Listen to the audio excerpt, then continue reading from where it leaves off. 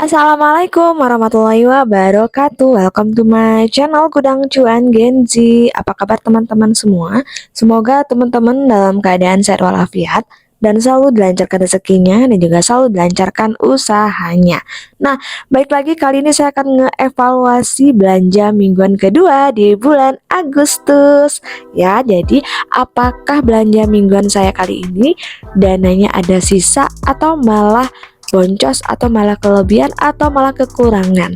Nah, silakan teman-teman simak baik-baik video saya berikut, jangan sampai di skip ataupun dilewatkan agar nanti tidak gagal paham, dan semoga apa yang saya sampaikan ini bisa bermanfaat untuk teman-teman semua. Oke, kita langsung aja check it out.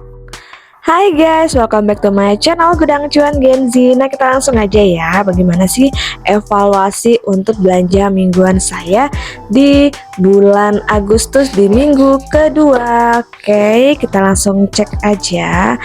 Nah, tara. Nah, ini ada amplop untuk minggu kedua yang mana kita masih belum punya yang namanya dompet disiplin ataupun dompet anggaran, dan nanti akan kita punya secepatnya. Maka silakan teman-teman simak baik-baik sampai mana sih perjalanan tabungan sinking fund saya untuk membeli Nah guys, kita lanjut ya. Ini untuk belanja mingguan kedua yang mana ini udah ada menunya saya buat untuk satu minggu untuk yang satu minggu ke depannya ya. Teman-teman bisa lihat ya apa aja yang saya masak. Jadi dari menu inilah saya bisa berbelanja untuk ke pasar untuk membeli keperluan untuk makan di satu minggu ke depan ya. Jadi kenapa saya selalu list untuk menu-menunya, karena jangan sampai nanti apa yang kita belanjakan itu mubazir dan tidak terpakai. Kebanyakan gitu ya, sebelum saya tahu bagaimana cara membudget anggaran, saya selalu membawa uang ke pasar itu kurang lebih Rp300.000, yang mana yang saya beli adalah beberapa bahan makanan yang mana itu bisa saya stok untuk satu minggu di kulkas, dan akhirnya sebelum satu minggu bahan makanan itu basi dan terbuang sia-sia. Alhasil mubazir, kasihan uangnya kan teman-teman ya. Jadi saya mulai belajar bagaimana membudget anggaran, terutama untuk anggaran mingguan yang udah saya budgetkan sebanyak Rp250.000. Nah, di sini saya ada berbelanja untuk tahap pertama yang saya katakan tadi, gimana kenapa harus pakai per tahap untuk berbelanja, karena jika kita belanja langsung untuk satu minggu ke depan, kita nggak tahu ketahanan bahan makanan yang kita pakai, yang kita beli, karena kita tidak menggunakan formalin, sehingga ada beberapa bahan makanan yang nggak tahan satu minggu di dalam kulkas, dan jika kita gunakan nanti juga mengurangi nilai gizinya, apalagi kita untuk anak-anak dan juga untuk makanan di rumah, sehingga kita membelinya harus yang fresh. Nah, dimana untuk tahap pertama yang saya belanja di sini harusnya untuk target saya belanja itu senilai Rp96.000 untuk di tahap pertama di minggu kedua.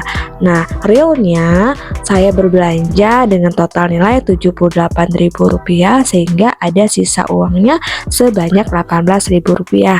Nah, di sini memang saya catat apa-apa aja keperluan untuk makanan di minggu kedua.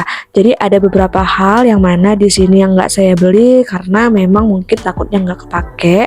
Kemudian juga ada beberapa bahan makanan yang saya beli yang saya rasa mungkin nggak harus beli semuanya, bisa separuh aja sehingga tidak mubazir di kemudian harinya.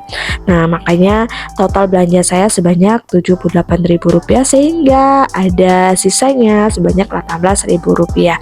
Ini bisa teman-teman masuk ke dalam amplop belanja minggu kedua. Nah, kemudian kita lanjut untuk belanja minggu tahap keduanya. Ini agak banyak saya berbelanjanya karena untuk stok makanan 3 hari atau 4 hari ke depan ya. Ini tahap kedua harusnya saya berbelanja senilai Rp148.000. Maka untuk total belanja yang realnya yang saya belanjakan adalah sebanyak Rp138.000, sehingga ada sisa dana mingguan saya untuk belanja tahap 2 sebanyak Rp10.000. Nah, sebenarnya nggak harus teman-teman sisain, tetapi itu tergantung real kita belanja di pasar. Rasanya jika memang mungkin di sini kayak timun, kayak toge, mungkin teman-teman masih ada stok ataupun masih ada punya beberapa timun di rumah, mubazir jika kita beli lagi kan ya. Jadi uangnya bisa teman-teman simpan, mungkin bisa untuk belanja di minggu ketiga.